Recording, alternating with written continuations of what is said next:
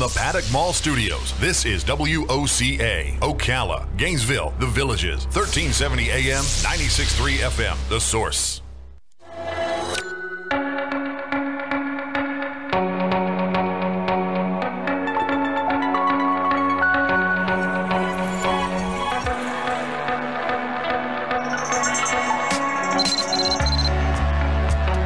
All right, 5 minutes after 11 o'clock. Thank you for tuning in. Robin, who's the actor? Is it Kirk Douglas? Kurt? Is he an older guy?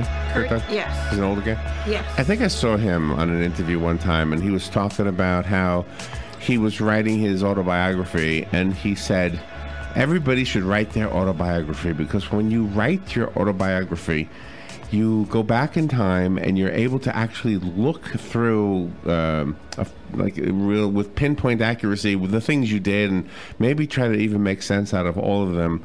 And I've never quite understood the difference between an autobiography and a memoir. I like the word memoir better, though. It sounds more touchy or classy or something. In the studio, we have a lady who wrote her memoir. She's Ruth Claxton.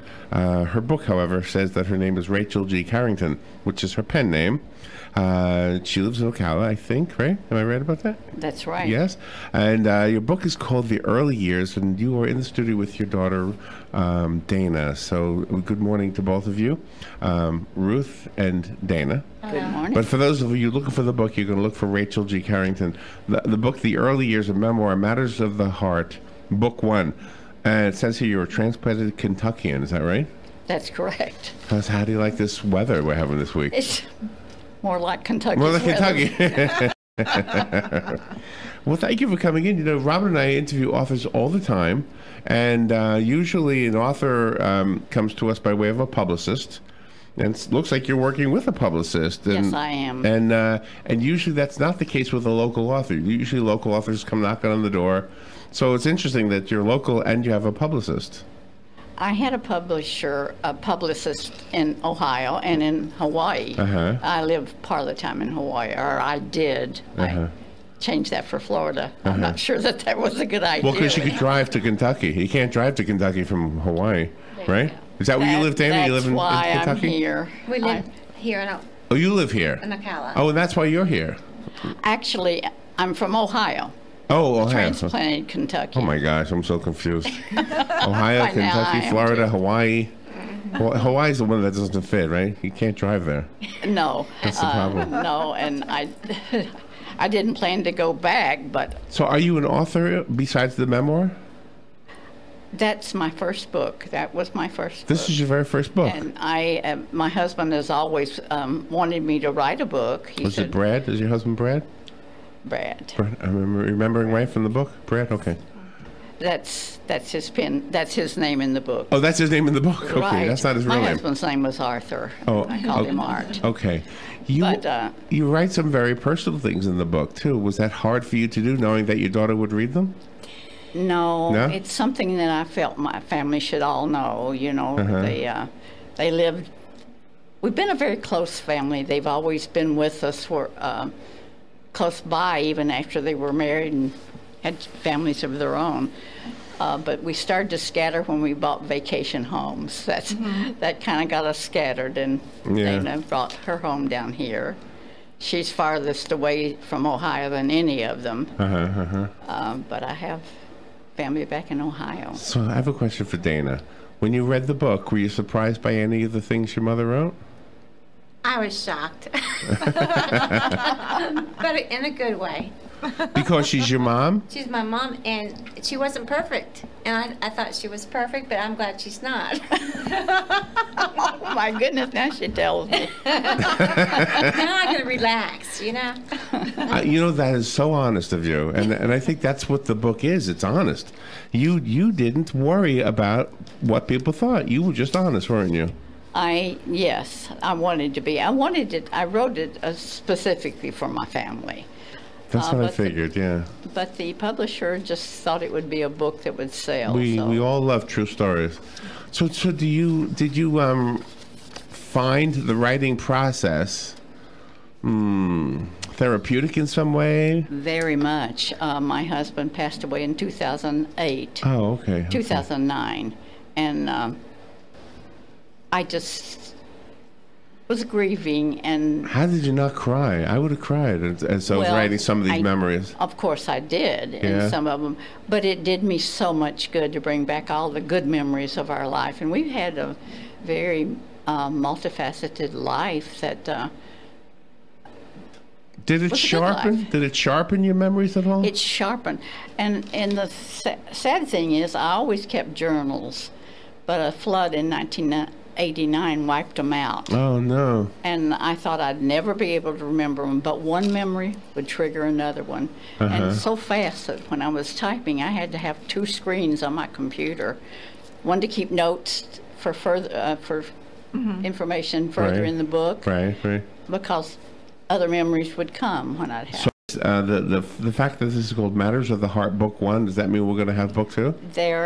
Book 2 is about 2/3 of the way done. I have an eye problem that's just developed and slowing me down quite a bit in working on my computer. So, but I have a lot of people who are waiting for that book. I have to get it out, especially my family. How many people in your family? How many I had children? 7 children. Wow. Dana's the youngest of the 7 children. And you have experienced different cultures throughout your life, and I know in the dedication of the book, you used an Hawaiian term.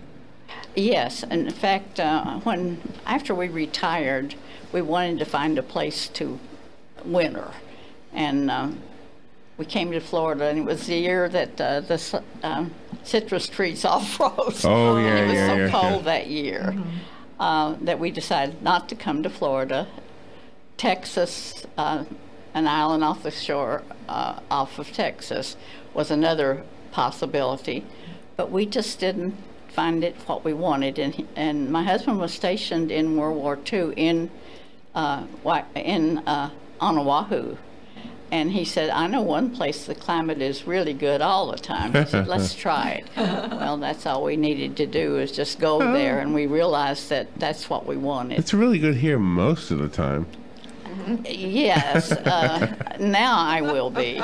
But it was 6 months in Ohio and 6 months in Hawaii the last few years. Wow. You talk about your parents, and they had one path they wanted you to take, but you wanted to go differently. And I wanted that path as well. I wanted my father was very interested in further education for me. He wanted me to go to college. He wanted me to be a teacher so that I could stay in Kentucky. At that time, you had to move out of Kentucky to find a job or whatever. But and that's what I wanted to do as well. But when I met Brad, everything changed for me. I took a different path completely, to my parents' dismay, but I've never looked back. I've never had I never ever thought that I made a mistake. So I find it interesting that you referred to him as Brad. He's fictional in the book. Why did you choose to do fictional names for real people? It's so hard at the beginning to get a book published. It takes so long to get all the clearances from so many people, and rather than embarrass someone. Oh, I see. Right. My publisher advised me to do that. Just go fictitious names and places. In the book it says Denton, Kentucky, but it's actually Corbin, Kentucky. It's where I lived. Okay. And but in those places, and Denton's very much like Corbin, except Denton had underground mines. Kentucky had strip mine. Corbin area had strip mines.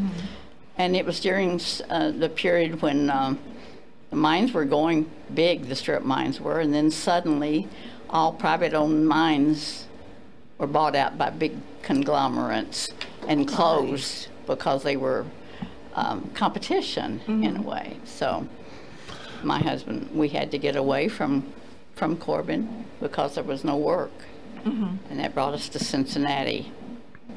And my husband worked at General Electric. He retired from General Electric. And I worked for Hamilton City Schools for 28 years. So, but after we retired, we traveled a lot too. So how did your husband ask you out on the first date? He got my attention by throwing a paper wad. Oh And gosh. How old was he? How old was he? At the time, he was 25. Yeah, that makes sense. Yeah. You're already an adult, and he's 25, still 15, right? So he throws a paper wad. Where were you? In church. Oh my gosh. And it was on a Wednesday night, and all the windows were open, hot summer. Yeah. And the big beetles that follow light were coming in, flying around the room. Gosh. And everyone was fighting bugs. If anyone touched them, they think a bug was on them. Exactly. And when those paper wads were hitting my hair, I was currently... Oh, okay. So he threw it at you. How did you know it wasn't a bug? Well, one of my girlfriends, now, we were always taught you don't turn around and look behind you in church. So we didn't turn around, my sisters and I.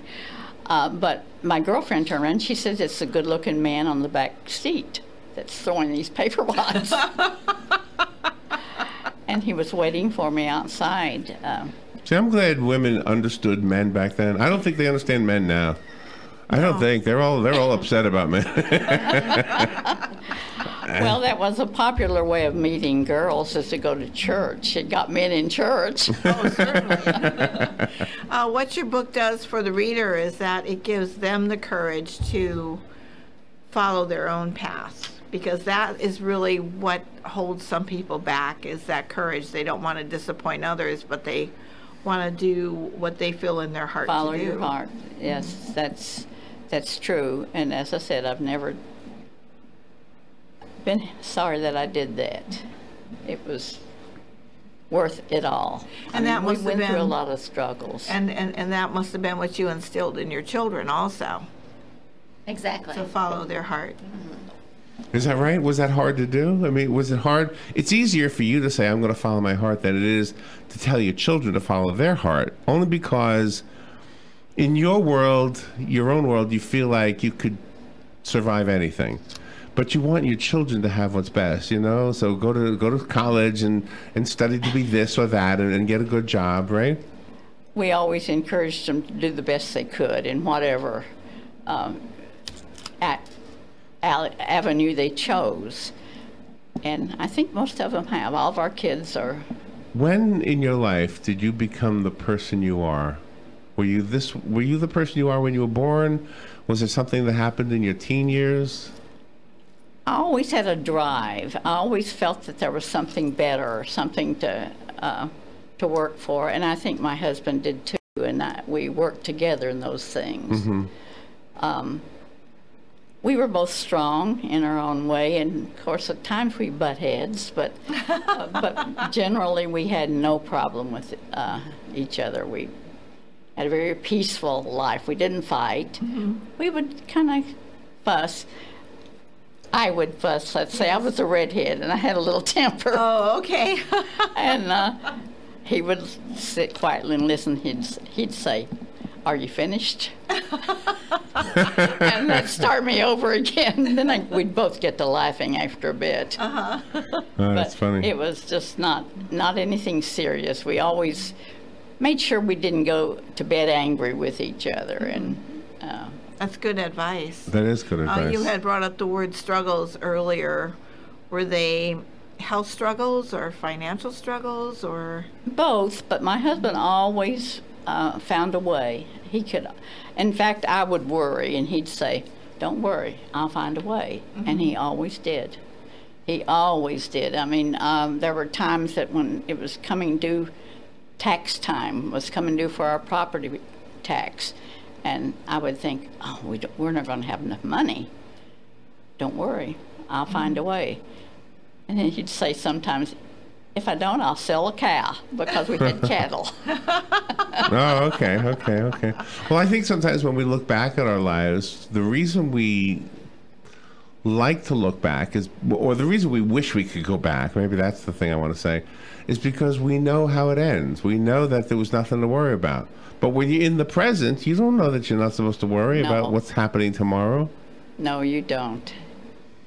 You had said earlier that your husband was in World War II.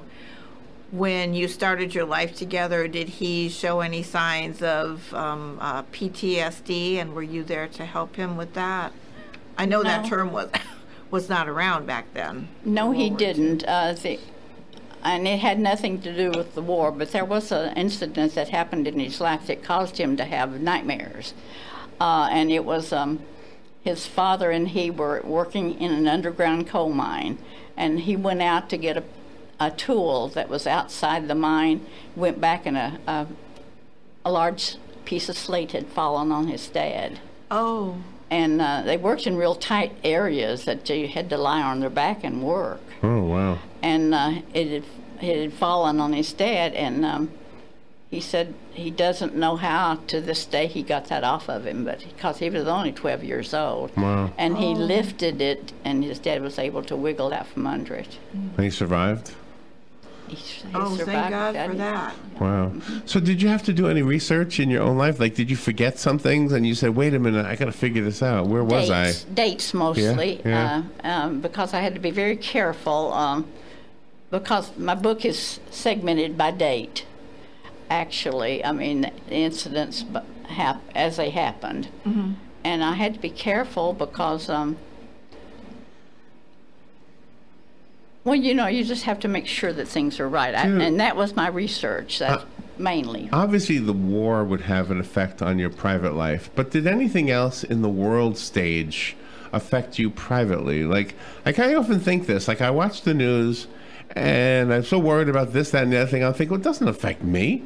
Now, a war does, you know, but besides that, was there anything that affected you? Well, the returning of soldiers from the war was making the job market hard because the companies were having to take, of course, they took all the service people back. Right. And women who had those jobs no longer had them. And it was really hard for women to come in and get a job in a place that it's usually was considered a man's job. It was at that time. Yeah. And I want to go back to the first date. So he threw paper at you. Did he ask you out, or what happened? How did you go out? we were taught not to talk to boys, and I was 16, so I just ignored him and went on by. Down to the corner, which was about maybe 150 feet from where his car was parked, and he and his friend were standing by the car. And my sisters, two of them with me, especially one was saying, say yes, say yes. He wanted to walk me down the street. Okay, can I walk you down the street is what he said. Yes. Okay. And they said, say yes. And I wasn't about to because I knew the consequences at home. And then my sister Dot, who was next to me in age, turned around and yelled back, she said yes. Oh, no. If it hadn't been for her, I'd never So what happened? He walked with you? He walked down to the corner where I was and asked if I'd ride home with me. And that was a no-no. You didn't get in the car with me. No. And he said, would it be all right if I walked with you? And I thought, well, my sisters are with me. Yes, it'd be all right. So he walked home with me. And did you talk about something? Do you remember what you talked about? We talked about a lot, and it was only like maybe 10 blocks to walk home, so it wasn't a lot of time. But we covered a lot, and he told me practically everything I need to know about him. Oh, really? But he failed to tell me that he was married. Oh! And I found that out the Sunday morning following that at church. Yeah. From one of the must have broke girls. your heart. Did you start to have a crush on him already? Oh. Yeah. And immediately, I felt attracted to him. But anyway, when I found it out, he said, well, that's something that we didn't have time for, but I want to talk about that. And he told me that he'd come home to a wrecked marriage from service, and that he had two children, and he'd been trying to make a go of it, but it wasn't going to work. And he decided that if he ever had a life of his own, he's going to have to. So what made it work with you? What was the difference? Was it you? Was it him? Was it both of you? I don't know. For me, it was love at first sight. He says for him it was too. An attraction, and I wasn't even allowed to date, so it was really a struggle to be able to see him, and especially after my parents found out that he was married. Dana, do you have a special place for crumbled up pieces of paper? Like that, you wouldn't be here if it wasn't for a crumbled up piece of paper. Exactly. I'd be throwing spitwads. You should put a crumbled up piece of paper in a frame or a shadow box or something. This is my beginnings. She's more like her dad than any of the other children. In what way? In what way? Ways that she does things, things that she says sometimes. And a lot of her personality. You have fun things in your book, and you have emotional things in your book. So was that one of the difficult parts to write, was when your emotions started flaring up? No, I was kind of removed from it now. I mean, at this point. The cover is very attractive. It shows a young couple on a path, looks like through the woods, and he's kissing her on the forehead. It looks like it's a cold day. Does that represent in the fall, a real time in your life? Our first fall together. Okay. We walked in woods. We loved to go for walks in woods, especially when the leaves were down. And that picture is not a picture. I mean, it was just an artist's rendition of something. Sure. But it is based on something you actually had? On a very important time of our courtship. Who are the people on the back of the book? Are they? That was to be my husband and children. When my husband when we had to go to Ohio, my husband first went to check the job market out and got a job right away. And he had to stay. I think he was gone 2 weeks before he could come back home. And when he came home, the kids just about smothered him because they all piled in the bed with him. And oh wow! And as the kids loved on him, I could see him wipe tears. So you get the award for the sweetest interview of the year. This is the sweetest interview of the whole year, 2017, and then this week. The book is called The Early Years. It's a memoir by Ruth Claxton. That's her real name, but her pen name is Rachel Carrington. Where does the name come from, Rachel Carrington? It's Rachel G. Carrington, and that G is important simply because there is another author by the name of Rachel Carrington. Oh, okay. That just is simply my initials, Ruth G. Claxton, Rachel G. Carrington. Ah, I see, okay. And it just sounded good to me. I didn't know that at the beginning. Glad I put the G in there because that's the only way you can find that book. And The Early Years is a very common name for books, and I didn't know that either. How about the grandchildren? Are they reading the book? They've all read it. Yeah? Yes. Are they surprised? Because it's one thing to think of Mom. It's another thing to think of Grandma. They've never talked to me about that. They loved the book. They loved their grandpa. I mean, the boys, the grandsons who are boys in the family learned so much from him, work ethics. And I know at his funeral that was mentioned by one of his grandsons, said, I know I got my work ethics from Papa. They'd call him Papa or Grandpa. And will you be having any book signings set up, do you think, in the near future? I haven't thought about it here. I had a lot in Kentucky and Ohio. Possibly. They do them in like Barnes & Noble, right? They do book signings there all the time. And Barnes & Noble has my book, too. Not in the store, but online. So that's my next question. Where do we get the book? Sounds like Barnes & Noble, online. Amazon? Amazon. I think that's where I found the cover that I'm putting on the podcast. So Amazon is one of the biggest sellers of the books, I think. But yes, that's where most people have bought theirs, and the reviews on Amazon have been really good. Yes, they were. I found it. Here it is. Yes, 21 customers gave it 5 stars. Wow. So many. Across the board, 5 stars.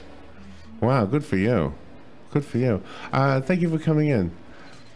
I've enjoyed every minute of it. Dana, was it hard to compare reading this book to any other book you've ever read? This has got to be certain. You must have breezed through this like nothing. Well, I took my time reading it the first time, and then I read it 3-4 times since then. Oh, really? And every time I'm seeing something new, and I just love it. It just makes me feel so. Wow. It's Warm inside. Yeah. Ladies, you have given us the sweetest moment in this studio in a long time. Thank you for being in here with us today. Thank you. That was fun. All right, we will be right back. This is The Source, WOCA Ocala.